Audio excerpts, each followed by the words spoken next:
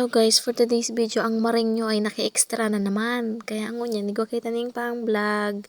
Tapano, sayang man baga. Ngunyan, hinihigusan ako mag-video. Kaya, sige, asa na ta habang hinihigusan pa baga mag-video. Kaya ngunyan, nakagibo kitang pang vlog.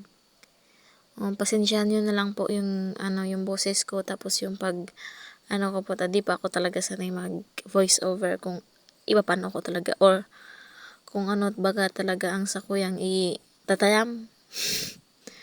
Nasakitan pa talaga. Ayan nga tabi, nagpadpad ako kanin pang chapsoy. Tapos pagkatapos kito, nagkilo ako ng gulay na pechay.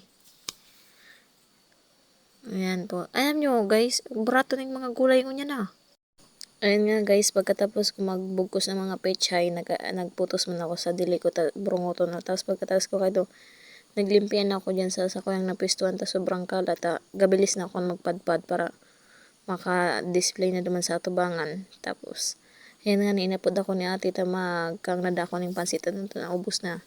Tapos pagkatapos kay ito, nagpanit naman ako ng sibuyas. Dili naman akong gibuhon, kaya nagpanit-panit naman ako. Tapos pagkatapos ko magpanit ng sibuyas, ayan nga, nagayos-ayos ako ng mga display dyan sa atubangan ta mga makalat na. Tapos, ayan pa yung mga sibuyas, sineren ko yung mga ati.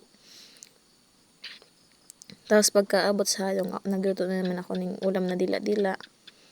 Ayan nga, pagkatapos ko magluto ng dila-dila, nagluto naman ako ng pechay na tiyalo, ng sardinas na kulang man sa ulam ni Mi. Kaya, ayan, dinagdagan ko.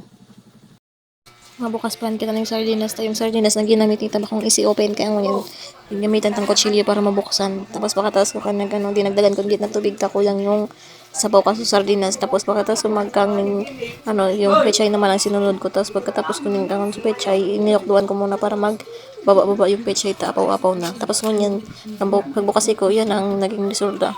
Okay, masilam na kauna kita. Thank you for watching. Bye!